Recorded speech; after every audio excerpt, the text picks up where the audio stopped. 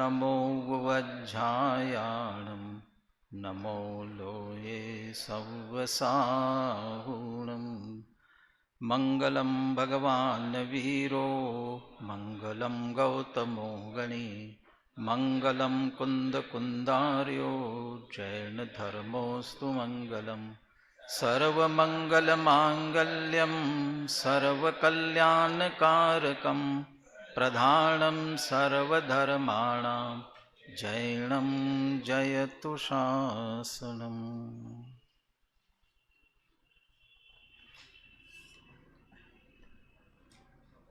आत्म को हित है सुख सो सुख, आकुलता बिन कहिए।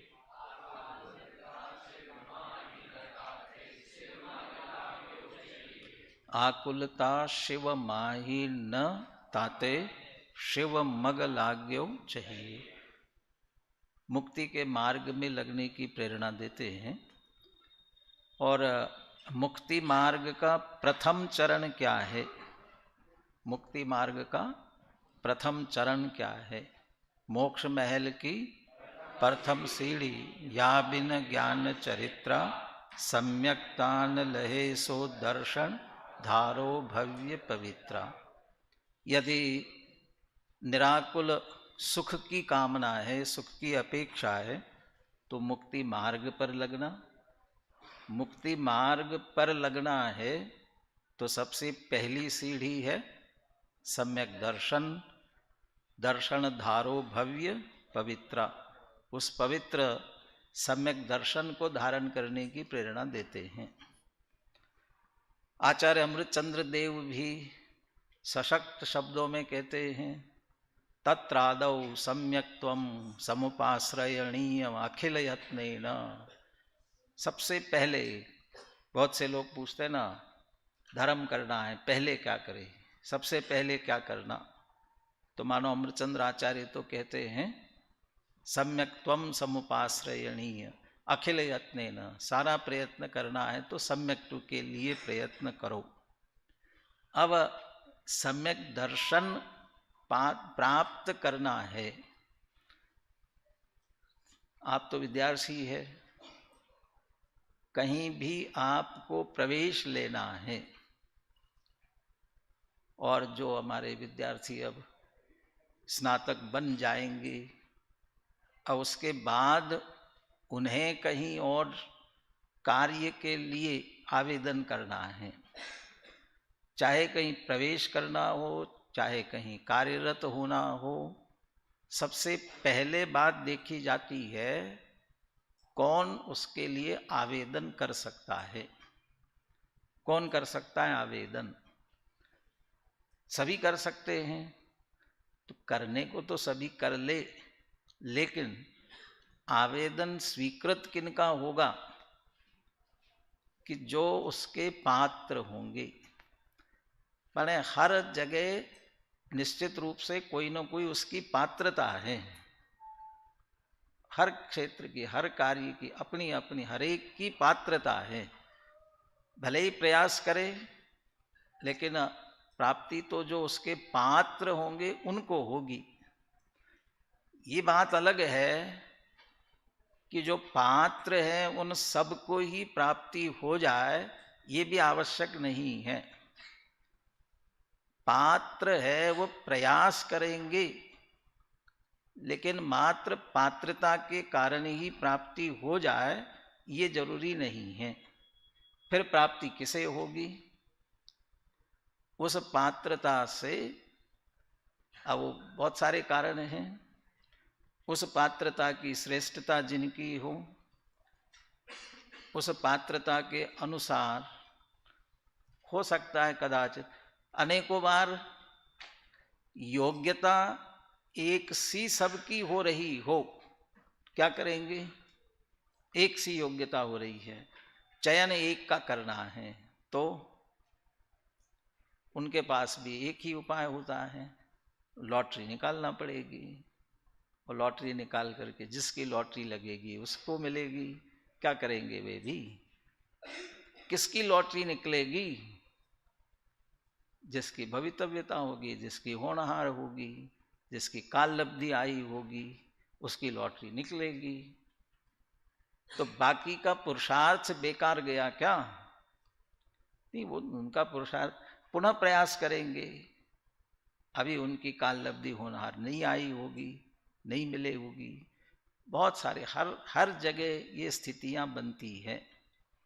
जब सम्यक्त्व की बात कर रहे हैं, सम्यक दर्शन की बात कर रहे हैं, सम्यक दर्शन की प्राप्ति किसे होती है? सम्यक दर्शन की प्राप्ति किसे होती है? किसे होती है का अर्थ सीधे सीधे दो प्रश्न है। सम्यक दृष्टि को होती है कि मिथ्या दृष्टि को होती है सम्यक दर्शन की प्राप्ति? सम्यक दर्शन की प्राप्ति सम्यक दृष्टि को होती है कि मिथ्या दृष्टि को होती है? किसे होती है? मिथ्या दृष्टि को। मिथ्या दृष्टि को सम्यक की प्राप्ति कैसे हो जाएगी? तो मिथ्या दृष्टि है, ये सम्यक दर्शन कैसे प्राप्त हो जाएगा? तो सम्यक दृष्टि को होती होगी। तो सम्यक दृष्टि तो सम्यक दृष्टि है, तो उसे कहा सम्यक दर्शन की। सम्यक दर्शन प्राप्त है तो होती किसे है? तो वास्तव में तो कहना ये चाहिए सम्यक दृष्टि को आवश्यकता है नहीं, मिथ्या दृष्टि को नहीं होती है, सम्यक तो सन्मुख मिथ्या दृष्टि को होती है। जो सम्यक्त्व के सन्मुख है उसे होती है। अब सम्यक्त्व के सन्मुख कौन है? सम्यक्त्व की सन्मुखता किसकी है? उस पर ये चर्चा हो रही थी संसद में। पूर्व भूमिका पात्रता सदाचार की है कि तत्व ज्ञान की है? पूर्व भूमिका में सदाचार होना चाहिए कि तत्व ज्ञान होना चाहिए? क्या होना चाहिए? सदाचार को लेकर के चले कि तत्व ज्ञान को लेकर के चले? किसको लेकर के चले? तो जाना कहाँ है? तो जहां जाना है वह स्थिति ही दोनों की सम्मिलित स्थिति है, सहज ही। जब दोनों की सम्मिलित स्थिति है तो दोनों के सम्मेलन पूर्वक ही चलना पड़ेगा। किसी एक को भी छोड़ेंगे तो काम चलने वाला नहीं है, पहुंचेंगे ही नहीं। जैसे दो पैरों से चलते हैं, अंतर इतना सा है, एक पैर आगे रखते तो एक पीछे होता है। ठीक है, कोई बात नहीं, पीछे है, आगे बढ़ना है ना, तो फिर क्या करना पड़ेगा? पीछे वाले पैर को आगे करना पड़ेगा। ठीक है, पहुंच गए, फिर आगे वाला पैर पीछे। ये आगे पीछे चलता रहेगा। एक ही पैर उठाते रहोगे तो भी काम नहीं चलेगा। हाँ, धीरे धीरे करते करते ऐसी स्थिति में पहुंच जाओगे कि फिर आपको कदम कदम करके नहीं चलना पड़ेगा।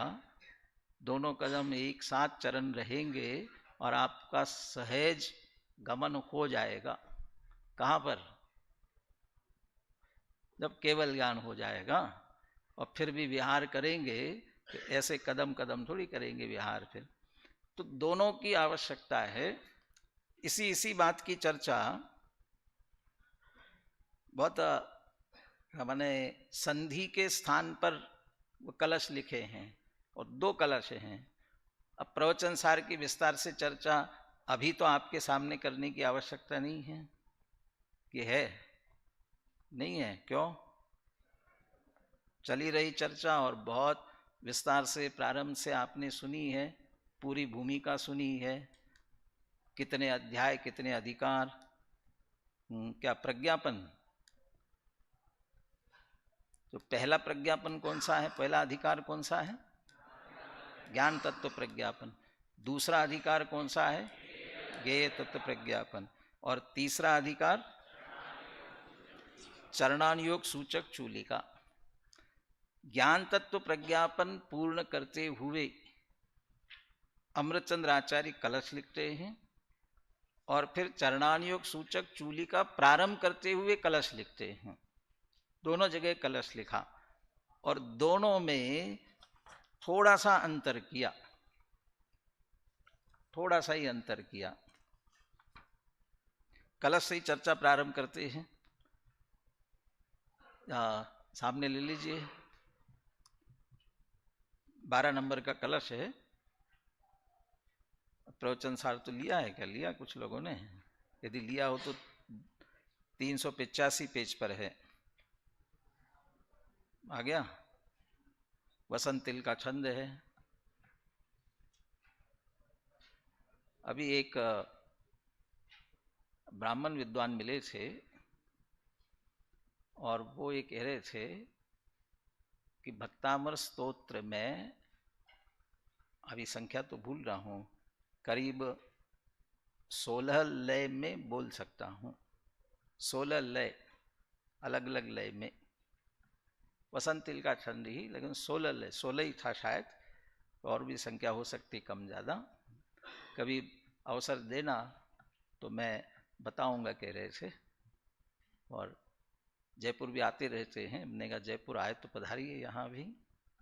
तो बहुत सारी लय हो सकती है, लेकिन अपने लिए तो प्रसिद्ध लय है, उसी लय में अपन बोलते हैं। बोलिए। द्रव्यानुसारी चरणम चरणानुसारी, द्रव्यम मिथोद्वयमिदं ननु सव्यपेक्षम्, तस्मान्मुमुक्षुरधिरोहतु मोक्षमार्गम्, द्रव्यं प्रतीत्य यदि वा चरणं प्रतीत्य।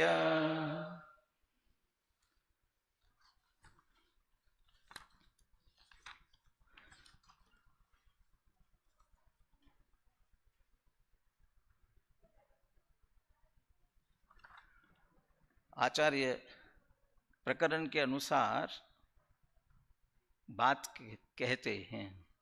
यहाँ ज्ञान तत्व प्रज्ञापन पूरा किया, और ज्ञान तत्व प्रज्ञापन में वस्तु का स्वरूप, द्रव्य का स्वरूप स्पष्ट किया।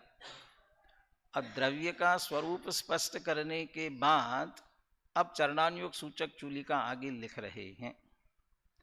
तो हमने जो द्रव्य का स्वरूप आपको बताया है, ज्ञान तत्व, ज्ञेय तत्व, ये सब स्वरूप आपको बताया है। ये स्वरूप मात्र जानने के लिए नहीं बताया है। जानकर करना क्या है? जानकर आपको आचरण करना है।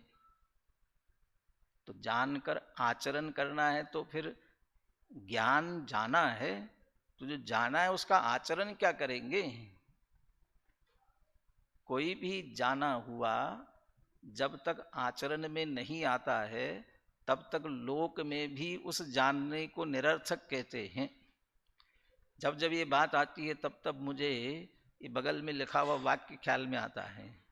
गांधी जी का वाक्य है, खादी भंडार के ऊपर लिखा हुआ है, और पता नहीं बुद्धिपूर्वक या कैसे लिखा, उसका मुख ज्ञान तीर्थ की तरफ रखा हुआ है। क्या लिखा है उसमें?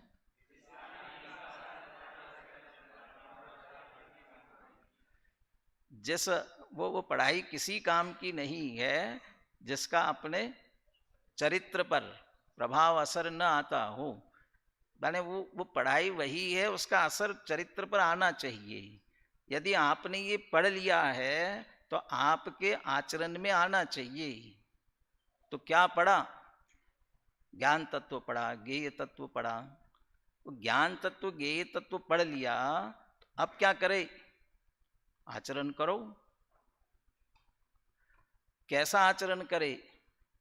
तो पहला वाक्य लिखते हैं, द्रव्यानुसारी चरणम।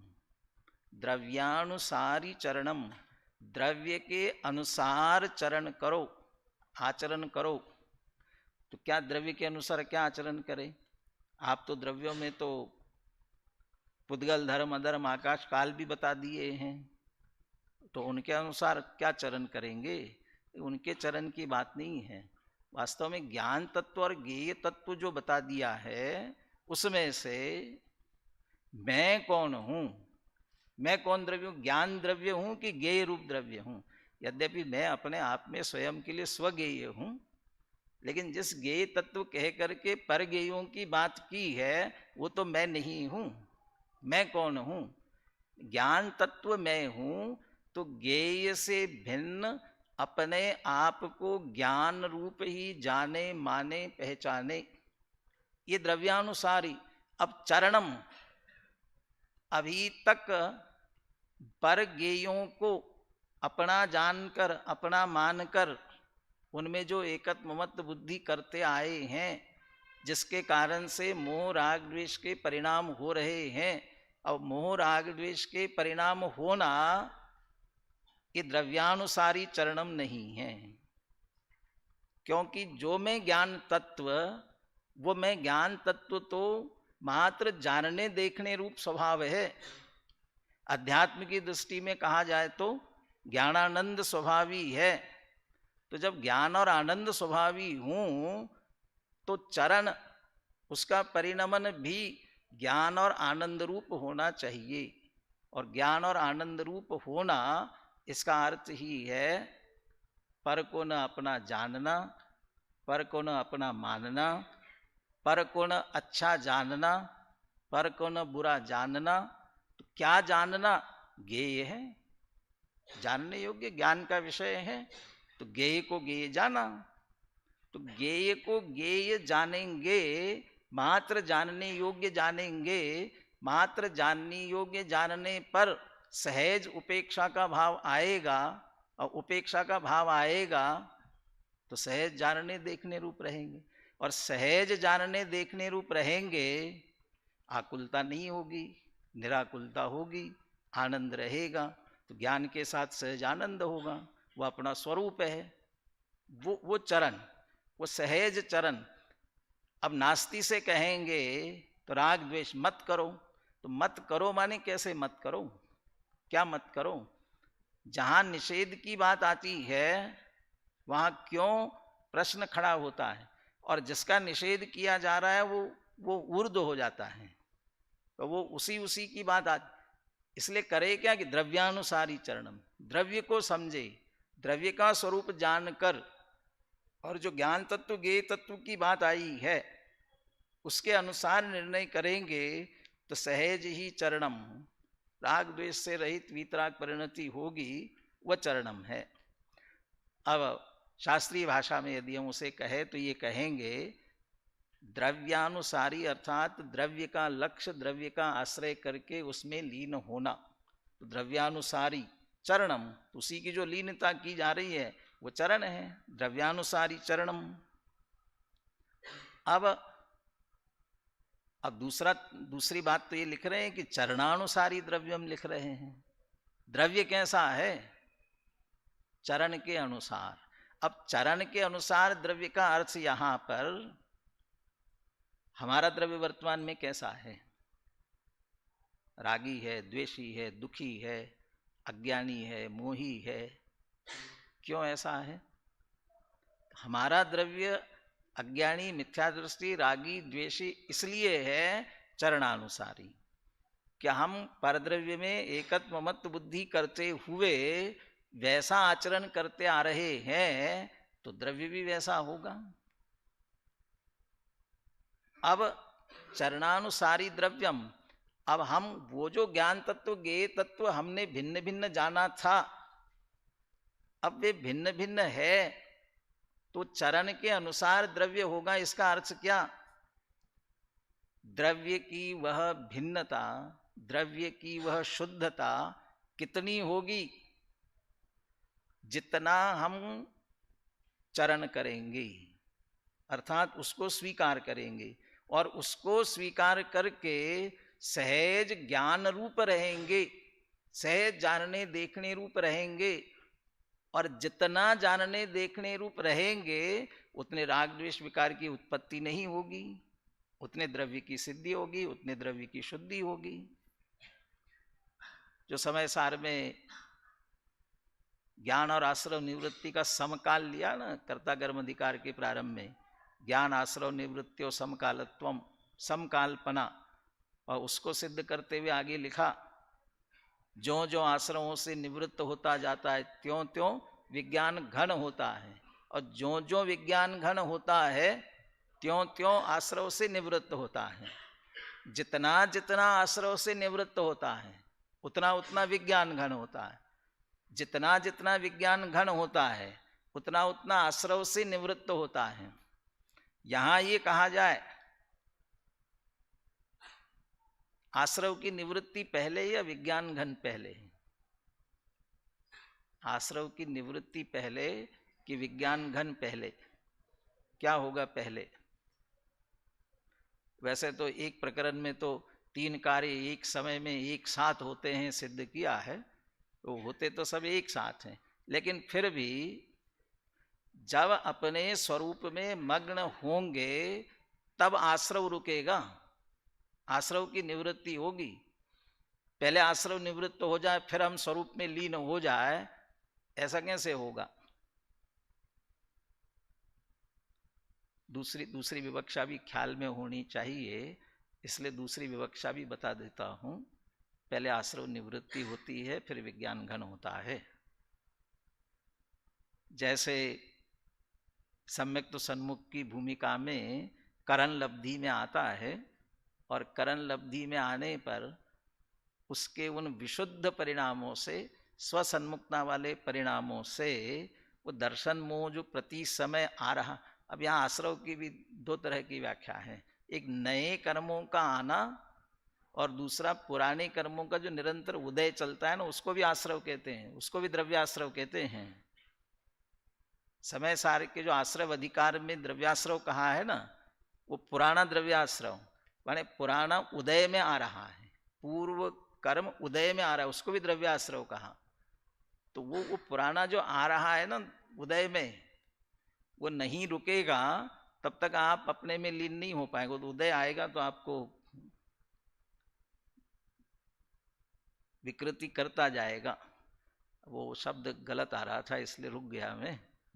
वो उंगली किए बिना नहीं रहेगा बीच में, वो आपको दिक्कत करेगा ही करेगा। लेकिन उदय न आए ऐसी स्थिति कैसे हो सकती है? वो स्थिति अपने परिणामों से हो। अब वो फिर उसमें भी दिक्कत आएगी।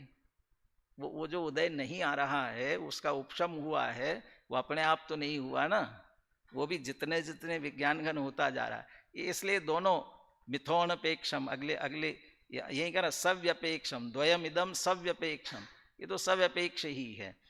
अभी तो अपन यहां से चले, विज्ञान घन हुआ तो आश्रव की निवृत्ति हुई, फिर अब आश्रव की निवृत्ति जितनी हुई उतना विज्ञान घन हुआ, माने कितना कितना शुद्ध होता गया जितनी आश्रव की निवृत्ति हुई। कितनी आश्रव की निवृत्ति हुई जितना शुद्ध हुआ है। ये दोनों का सुमेल चलता रहेगा। जैसे अपने स्वरूप में मग्न हुए तो सबसे पहले कौन से गुणस्थान में पहुंच जाते हैं? चौथे गुणस्थान में। तो चौथे गुणस्थान में सम्यक्त्व की प्राप्ति हुई, चौथे गुणस्थान में पहुंचे तो 41 प्रकृतियों की बंध विच्युति, 41 प्रकृतियां बंधना बंद हो गई, रुक गई।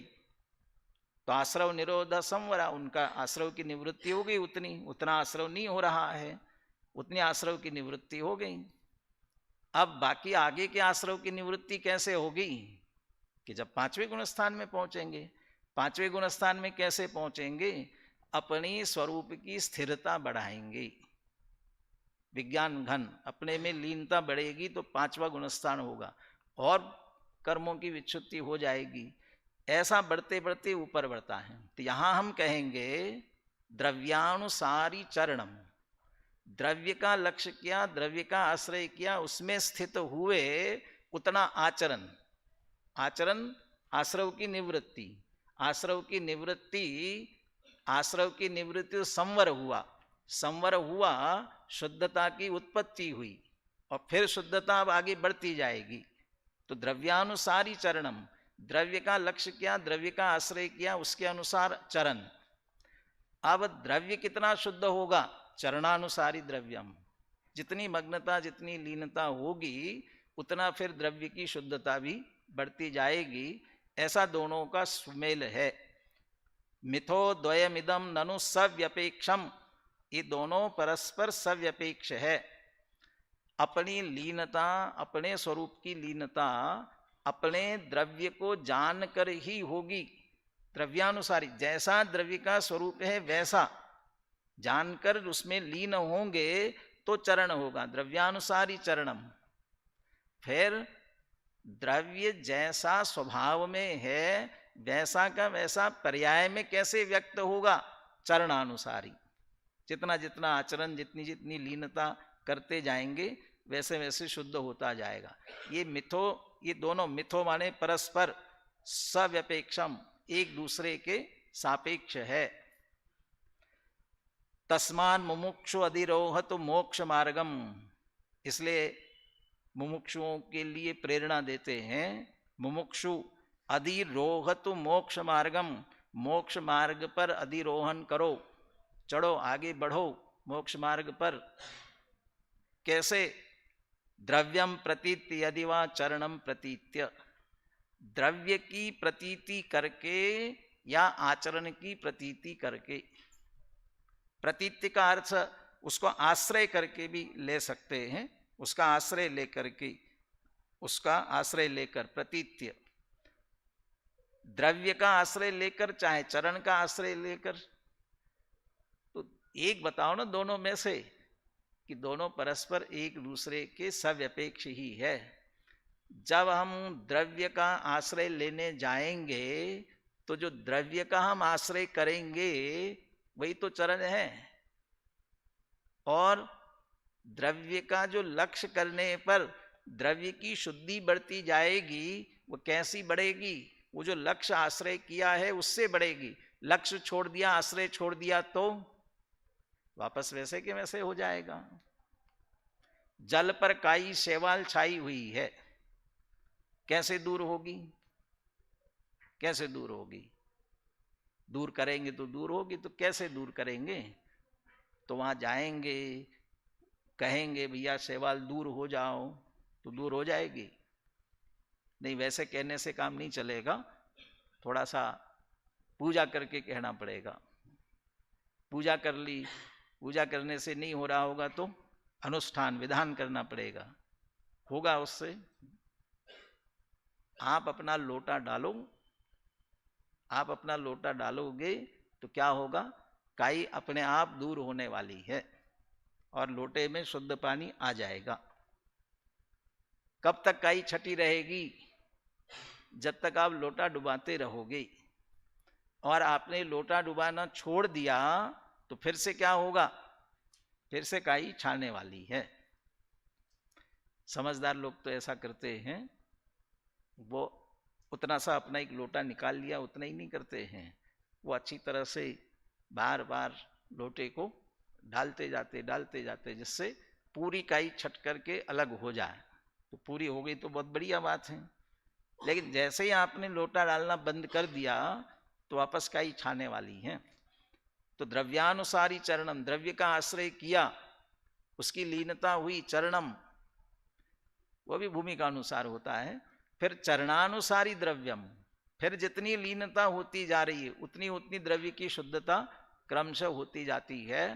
तो आप कुछ भी करो, वो द्रव्य का स्वरूप समझो या द्रव्य का स्वरूप समझ करके स्थिर हो जाओ। स्थिर हो जाओ, द्रव्य का स्वरूप समझो, ये दोनों परस्पर किसी का भी आश्रय करके करो। चूंकि यहां पर ज्ञान तत्व ज्ञेय तत्व प्रज्ञापन में द्रव्य की सिद्धि की गई है, द्रव्य का स्वरूप बताया गया है, इसलिए द्रव्यम प्रतीत्य इसको पहले कहा, द्रव्यम प्रतीत्य, चरणम प्रतीत्य। लेकिन साथ में कह के चाहे चरण का आश्रय करो। क्यों? क्यों? आगे चरणानुयोग सूची का आगे वाले में कहने वाले हैं, और उसमें जो प्रेरणा देने वाले हैं वो प्रेरणा तभी तो लागू होगी कि यदि आप दुखों से परिवज्जदु सामान्यम यदि इच्छति दुख परिमोक्षम, सामान्य को धारण करो तो चरण आचरण इसमें भी आगे बढ़ो, ये भी तो कहने वाले हैं। आप कहोगे कि अपनी बात तो आई नहीं, कि हमारी बात तो चल रही थी तत्व ज्ञान और सदाचार की। यहाँ चरण की जो बात हो रही है वो वास्तव में तो सीधे आत्मलीनता वाले चरण आचरण की ही बात है मुख्य रूप से। और चरणानुयोग सूचक चूलिका में लेंगे तो बाहर परिवज्जतु सामान्यम कह करके बाह्य आचरण की भी बात करने वाले हैं। पूर्व भूमिका में भी इसी प्रकार से द्रव्य का स्वरूप जो समझ रहे हैं, आप उसे यदि तत्वज्ञान कह रहे हैं, वह तत्वज्ञान समझने पर पांच इंद्रिय विषय भोगों से, कषायों से, हिंसाजू चोरी कुशील से, इन परिणामों से विशुद्धि नहीं आई है। वो तत्वज्ञान आपका कोरा बौद्धिक व्यायाम मात्र है। आपके परिणामों में निर्मलता नहीं आ रही, विशुद्धि नहीं आ रही है। इसका मतलब आप तो कोरा, मैं जिसको कलेक्शन ऑफ नॉलेज कहता हूं ना, वो तो आप उसको ज्ञान इकट्ठा कर रहे हो अकेला, इसलिए वो तो कोई काम का नहीं है। और दूसरा, जब ऐसे विशुद्ध परिणामों से फिर तत्वज्ञान गहराई से करेंगे तो उस तत्वज्ञान के माध्यम से भेद विज्ञान पूर्वक सम्यक दर्शन तक की प्रक्रिया पूर्ण हो सकेगी। इसलिए मिथो द्वयम स्व्यपेक्षम, या तो कहा ना, दोनों परस्पर एक दूसरे की अपेक्षा रखते हैं। तत्वज्ञान सदाचार, सदाचार से तत्वज्ञान, ये दोनों ही। किसी बात, बच्चों को भी ये कहा जाए कि ये मत खाओ, वो मत खाओ, तो आजकल सबसे पहले प्रश्न क्या करेंगे बच्चे, क्यों ऐसा कर रहे हैं। यदि आपने वो क्यों बात बता दी तो उनको ये ख्याल में आएगी ना, चॉकलेट मत खाओ, कौन सी ये चॉकलेट मत खाओ। और आजकल तो सब नेट पर आप देख करके बता सकते हो किसमें क्या है क्या नहीं है। अब यदि ये बात ख्याल में आ रही है, देखो ऐसा है, तो तत्काल समझ करके छोड़ेंगे। तो तत्व ज्ञान जानकर छोड़ रहे हैं तो स्थायी हो जाएगा, और आप जबरदस्ती कर रहे हैं तो समझ में नहीं आएगा। जिसके परिणामों में कोमलता निर्मलता नहीं है, जो समझना ही नहीं चाहता है, ऐसे बच्चों का आप जबरदस्ती तत्वज्ञान देने की कोशिश भी करोगे तो वो ग्रहण नहीं कर पाएगा। उसके परिणाम भी निर्मल होने चाहिए, ज्ञान पूर्वक होने चाहिए। ये दोनों बातें साथ साथ चलेंगी तो ही लौकिक दृष्टि से भी और आध्यात्मिक दृष्टि से भी वह प्रगति कर सकता है, अन्यथा प्रगति नहीं कर सकता है। इसलिए दोनों अपने अपनी जगह सव्यपेक्ष है, सापेक्ष है, एक दूसरे के सापेक्ष हैं। देखिए आप 13वां कलश देखिए, इसमें मैंने गुरुदेव का उद्धरण निकालने के लिए कहा था, अभी मेरा तो चालू नहीं है। गुरुदेव का उद्धरण निकाला है कि इस कलश का, 12वें कलश का गुरुदेव का, उन्हें सदाचार पर जोर दिया। इसमें द्रव्य से 13वें में है कि 12वें में है, 12वें में है शायद, आया आगे क्या आपके, नहीं आया, चलिए समय हो जाएगा, आप 13वां कलश निकाल लीजिए।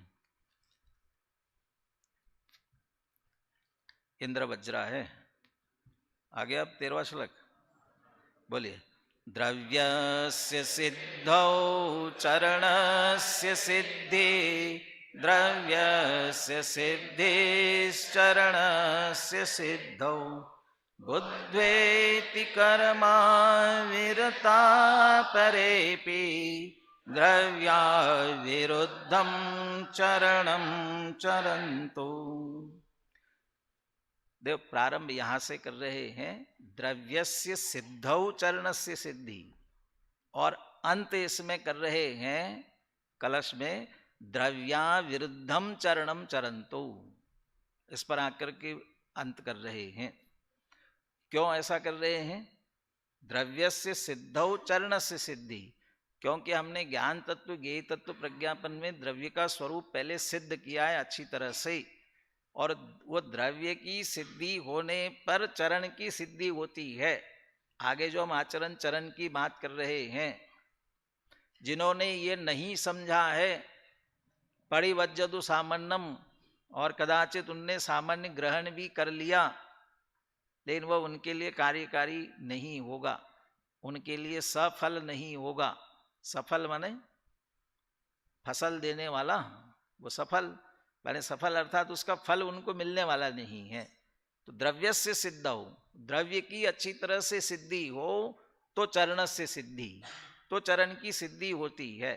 तो अभी अपन ने जैसे चर्चा की, द्रव्य स्वरूप को अच्छी तरह से समझे, द्रव्य स्वरूप को समझकर जब ज्ञान तत्व, ज्ञेय तत्व, भेद विज्ञान अच्छी तरह से कर लेंगे तो सहज ही राग द्वेष की उत्पत्ति नहीं होगी, पर सन्मुखता नहीं होगी, स्व सन्मुखता होगी। वही वास्तव में चरण से सिद्धि है, चरण की सिद्धि है। लेकिन द्रव्य परिपूर्ण निर्मल शुद्ध होकर के कब निकलेगा? द्रव्यस्य सिद्धि चरणस्य सिद्धौ, और द्रव्य की सिद्धि चरण की सिद्धि। वो अपन तो ये सीधे पूर्ण निर्मलता की तरफ जा रहे हैं। पूर्ण निर्मलता की बात भी नहीं हो, मैं स्वद्रव्य कैसा हूं, ये मेरी दृष्टि में कब आएगा? जब मेरी वृत्ति, मेरी परिणति मेरी ओर आएगी तब, अपनी ओर आएगी तब। अभी तो पर सन्मुख है, तो पर सन्मुख वृत्ति में मैं द्रव्य कैसा हूं, उस अपने द्रव्य की स्वयं की प्रतीति अपने आप को कैसे होगी? तो कब होगी कि स्वसन्मुखता होगी तब। और स्वसन्मुखता होना ही एक तरह से चरण है, स्वलीनता, अपनी तरफ आना, चरण की लीनता है। तो चरण की सिद्धि हो तब द्रव्य की सिद्धि होती। द्रव्य प्रसिद्ध होता है, दृष्टि में आता है, नहीं तो नहीं आता है।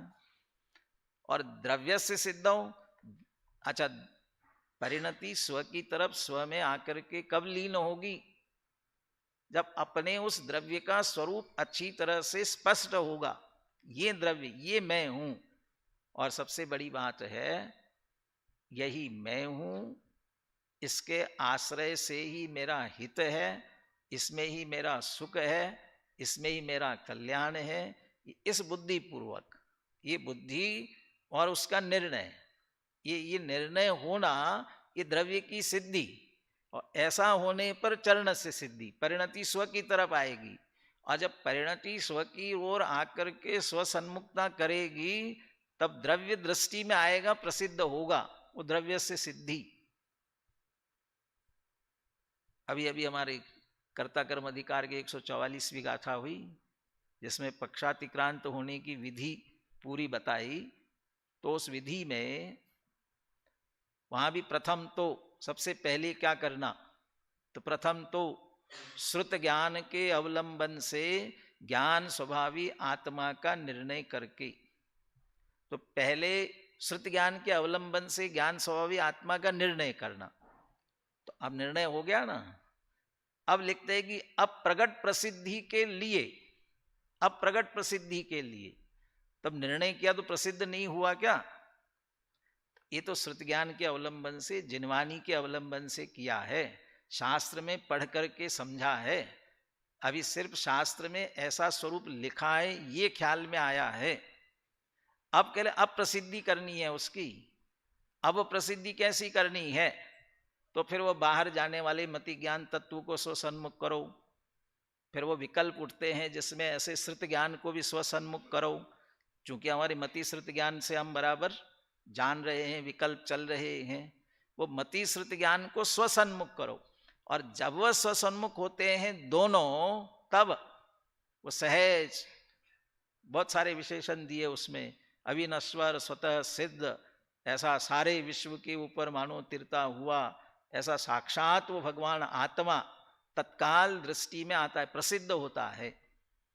अब ये चरण, अब द्रव्य से सिद्ध हो, चरण से सिद्धि। पहले श्रुत ज्ञान के अवलंबन से ज्ञान स्वभावी आत्मा का निर्णय करके, ये समझ लो द्रव्य से सिद्धि है पहले वाली। वो विकल्पात्मक ज्ञान में द्रव्य की सिद्धि है। जब ये निर्णय किया, तब फिर मति श्रुत ज्ञान तत्व स्वसन्मुख हुए। अब ये चरण से सिद्धि, वह लीन हुए, वह निर्विकल्प होने की बात थी, पक्षातिक्रांत की बात की। यहां हम कह सकते हैं कि श्रुत ज्ञान के अवलंबन से ज्ञान स्वभावी आत्मा का निर्णय किया, तो ज्ञान तत्व और ज्ञेय तत्व प्रज्ञापन से उसका निर्णय किया, ये द्रव्य से सिद्ध हो।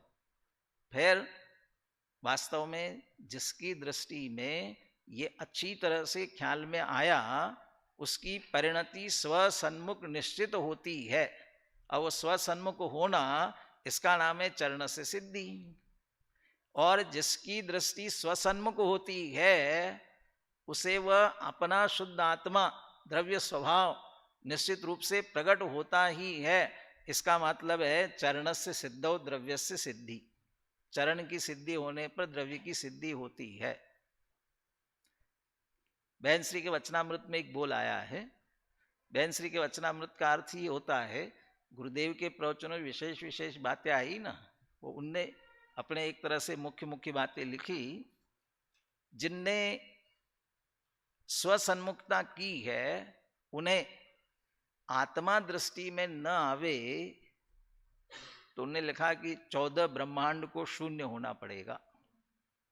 14 ब्रह्मांड, 14 ब्रह्मांड माने ब्रह्मांड तो एक ही होता है ना, तो 14 ब्रह्मांड क्यों कह रहे हैं? वो 14 ब्रह्मांड तो इसलिए कहते हैं कि 14 राजू उतुंगणम लोक पुरुष संठान, इसलिए कहते हैं उसको। माने ब्रह्मांड शून्य, शून्य होना पड़ेगा का मतलब, अरे कोई वस्तु स्वरूप ही नहीं रहेगा ना। आग में हाथ डाले और जले नहीं तो इसका मतलब कोई वस्तु का स्वरूप ही नहीं है। यहां यदि आत्मा अंतर में है और कोई स्वसन्मुख हो रहा है और वो न आवे, ऐसा कैसे हो सकता है? इसका मतलब है नहीं, तो है नहीं तो फिर दुनिया भी कुछ नहीं है। तो आत्मा है, उसका लक्ष्य करने पर निश्चित रूप से उसकी प्राप्ति होती है। द्रव्य से सिद्धो चरण से सिद्धि, और स्वसन्मुखता होने पर वह निश्चित रूप से दृष्टि में आता है। ये चरण से सिद्धो द्रव्य से सिद्धि, ये दोनों ऐसा परस्पर सापेक्ष है। और बहुत बड़ी बात कहते हैं, बुद्ध्वेति कर्मा विरता परे अपि। अभी तो पिछले इसमें कहा था, मुमुक्षु अधिरोहतु मोक्ष मार्गम, मुमुक्षु लोग मोक्ष मार्ग पे आरोहण करे। यहां कह रहे परे अपि, कोई भी, सभी, सबके लिए प्रेरणा देते हैं। इति बुद्ध्वा, ऐसा जानकर, कर्म अविरता परे अपि, भले अभी कर्म से विरत नहीं हुए हैं, और कर्म से विरत नहीं हुए हैं उनको तो लेगा शुभाशुभ भाव रूप कर्मों से अविरत। अभी जिनके छूटे नहीं शुभाशुभ भाव, वे भी क्या करे? द्रव्या विरुद्धम चरणम चरंतु, द्रव्य से अविरुद्ध चरण आचरण करे। चरणम चरंतु, द्रव्य से अविरुद्ध। अब अविरत है कर्म से, शुभाशुभ भावों से कुछ नहीं करते हैं, लगे हुए हैं जो कुछ चल रहा है उसमें, 5 इंद्रिय विषय भोगों में थोड़ा सा लगा तो देव दर्शन कर लिया, पूजा पाठ कर लिया, सामान्य रूप से इतना सा शुभाशुभ भाव में लगे हुए हैं। अब कहते वे भी कुछ आचरण करना चाहते हैं, वे भी कुछ चारित्र अंगीकार करना चाहते हैं। कैसा चारित्र अंगीकार करे?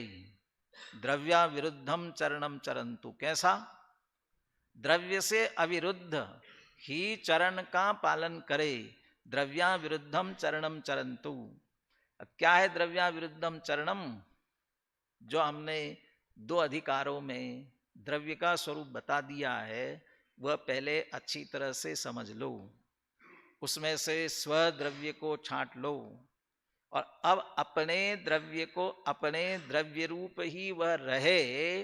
द्रव्या अविरुद्धम, वो द्रव्य के अविरुद्ध ही चरणम चरंतु, उसके अविरुद्ध ही आचरण करो। वहां हमने पुनः वह अभी चर्चा मैंने पहले ही कर ली है, द्रव्या विरुद्ध, अभी बंद नहीं, अभी समय सारा का एक कलश थोड़ी चर्चा लेनी है। द्रव्या विरुद्धम चरणम, वहां हमने द्रव्य को सिद्ध किया, स्वद्रव्य को ज्ञान तत्व, जानने देखने रूप स्वरूप है। अब हमारा आगे का सारा आचरण ऐसा होना चाहिए, सहज जानने देखने रूप रहे। और सहज जानने देखने रूप रहे का अर्थ ही है मोह राग द्वेष रूप न रहे। अब मोह राग द्वेष रूप न रहना तभी हो सकता है जब पर में एकत्व ममत्व बुद्धि ना हो। अब पर में एकत्व ममत्व कर्तृत्व भोक्तृत्व बुद्धि ना हो, सहज ही ज्ञातृत्व बुद्धि रहेगी, तो उनके प्रति अपने स्वरूप का निर्णय और उनके प्रति निवृत्ति रहेगी। और उसके साथ लेकिन क्रियात्मक आचरण की आवश्यकता नहीं है क्या? बाहर के जिन उलझनों से, जिनमें उलझा हुआ अपना कार्य नहीं कर पा रहा है, उन उलझनों को तो दूर करना ही पड़ेगा। आपको मोबाइल क्यों नहीं देते हैं? क्योंकि आप विद्यार्थी हो। विद्यार्थियों को क्या करना चाहिए? अध्ययन करना चाहिए। और मोबाइल क्या करता है? ये उलझाता है। तो ज्यादा उलझो मत। तो न यदि अध्ययन करना है तो जो उलझने के साधन है उनको दूर रखना पड़ेगा। अद्रव्या विरुद्धम चरणम चरंतु, द्रव्य से अविरुद्ध सहज जानना देखना, कुछ नहीं करना है। अब यदि पर में कुछ नहीं करना है, घर में बैठो हाथ में हाथ रख करके, कौन घर में रहने देगा? मैं तो करता नहीं हूं कुछ भी, मैं तो अकर्ता हूं, मैं तो ज्ञाता दृष्टा हूं। हाथ पे हाथ धर के रखो, घर पे बैठो। मम्मी एक दिन नहीं बैठने देगी है? पापा बैठने नहीं देंगे एक दिन। तो फिर छोड़ना पड़ेगा ना, इन झंझटों को छोड़ना पड़ेगा, इनसे निवृत्ति लेनी पड़ेगी, तब इस कार्य में आगे कर सकेंगे। इन्हीं में उलझे उलझे ये सब कार्य नहीं हो सकेंगे। इसलिए वो कह रहे पड़ी वज्जदु सामन्नम, वो सामान्य ग्रहण करो, तब जाकर के द्रव्या विरुद्धम चरणम, हर समय अपने स्वद्रव्य में लीन होना, ऐसा कार्य तो तभी हो सकेगा जब ऐसी इतनी पूर्ण निवृत्ति करेंगे तब। लेकिन कदाचित तब तक भी नहीं कर पा रहे हैं, तब भी द्रव्या विरुद्धम चरणम चरंतु, द्रव्य का सही स्वरूप समझकर ही उसके अविरुद्ध ही चरण आचरण अर्थात उसकी स्वसन्मुखता करने का प्रयास करना चाहिए। ये अंत में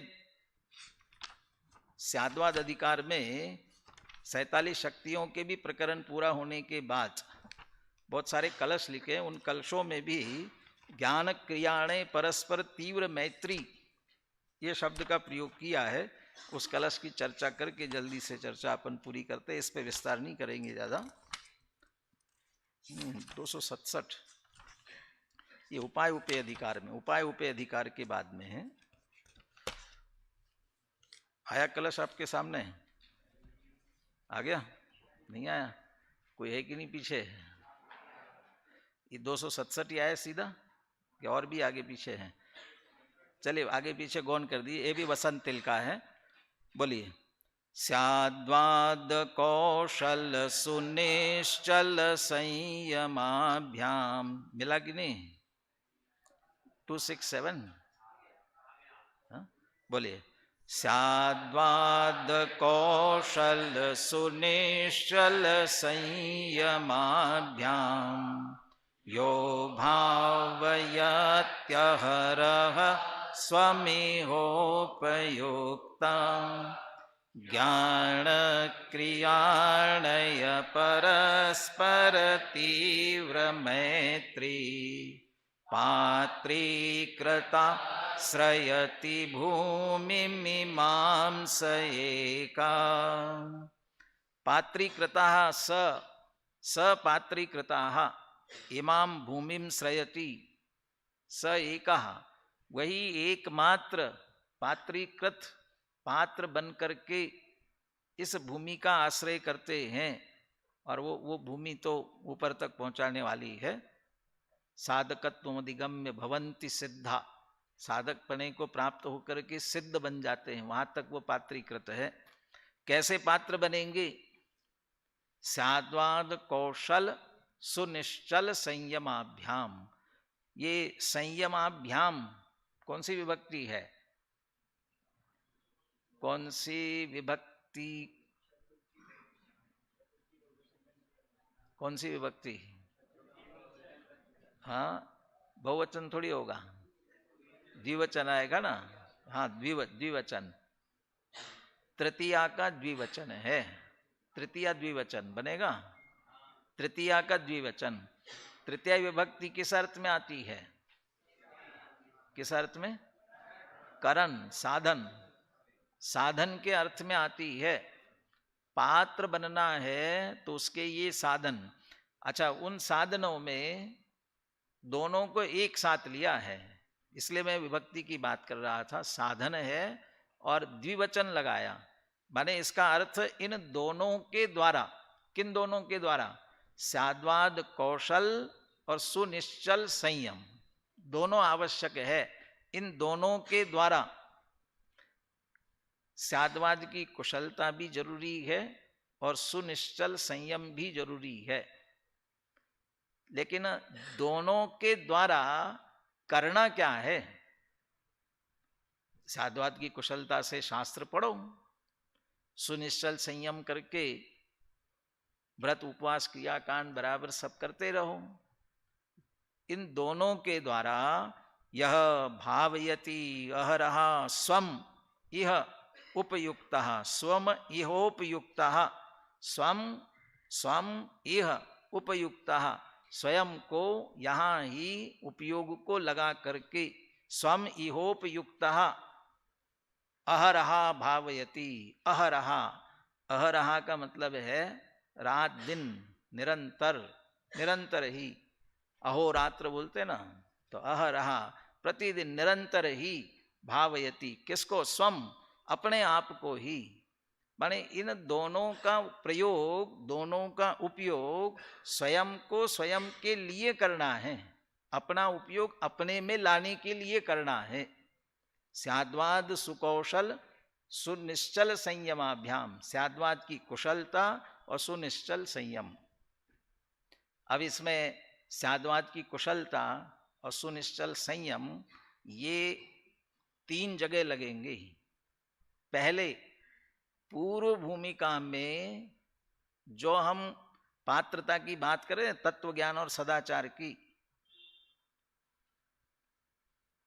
जो कुदेव कुगुरु को शास्त्र विपरीत मार्ग पर, एकांत मार्ग पर, कुदेव कुगुरु को शास्त्र का मार्ग एकांत का विपरीत का मार्ग है, उसे छोड़कर जो जिनवाणी, जिनेन्द्र भगवान की वाणी है, जिनवाणी का मार्ग है, स्याद्वाद का मार्ग है, उस मार्ग को अपनाना और उस मार्ग को अपना करके जिनवाणी का अध्ययन करना, ये स्याद्वाद की कुशलता।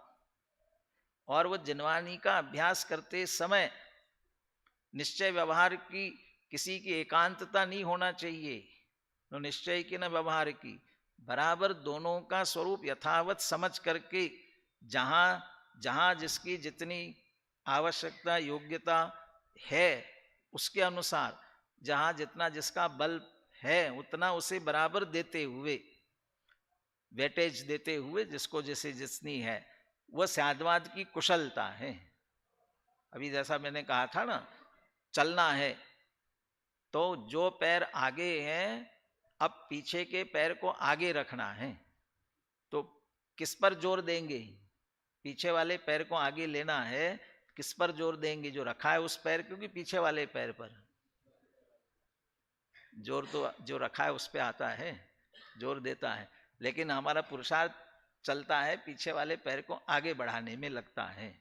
अब आगे बढ़ करके रखा गया, फिर दूसरे पैर को, ये मुख्य गौण की जहाँ जैसी आवश्यकता है वो बराबर करते हुए, ये स्याद्वाद की कुशलता। और सुनिश्चल संयम, पूर्व भूमिका में उस योग्य जो सदाचार है, अन्याय अनीति है, अभक्ष का भक्षण नहीं है, सदाचार जितनी आवश्यक है वो उतना सदाचार वहाँ की भूमिका में।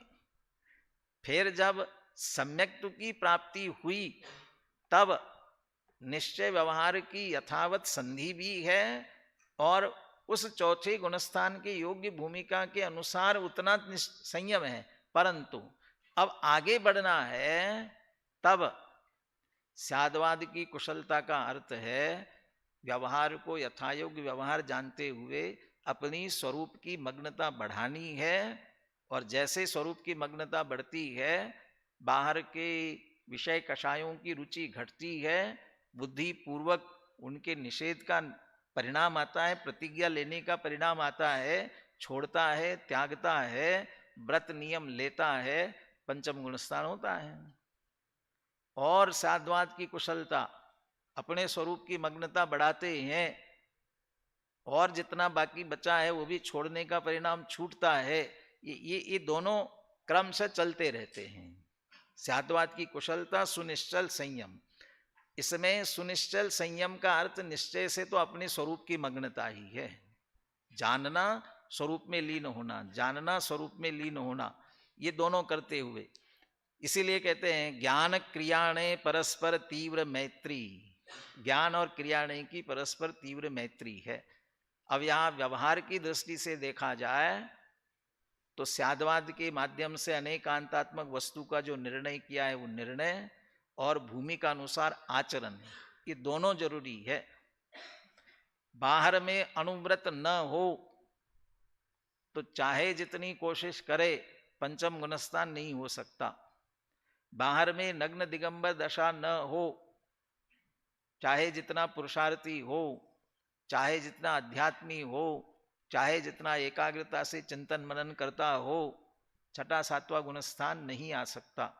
हर अंतर मुहूर्त आत्मलीनता वाली स्थिति नहीं आती है, तीन कषाय चौकड़ी के अभाव वाली स्थिति नहीं आती है। तो वो क्रिया बाहर में जरूरी है। और बाहर में क्रिया तो कर ली, लेकिन जो निश्चय व्यवहार पूर्वक आत्मस्वरूप का निर्णय हो, पर्याय दृष्टि छोड़कर द्रव्य दृष्टि हो, ये पर्याय दृष्टि छोड़कर द्रव्य दृष्टि होना ये साधवाद की कुशलता है।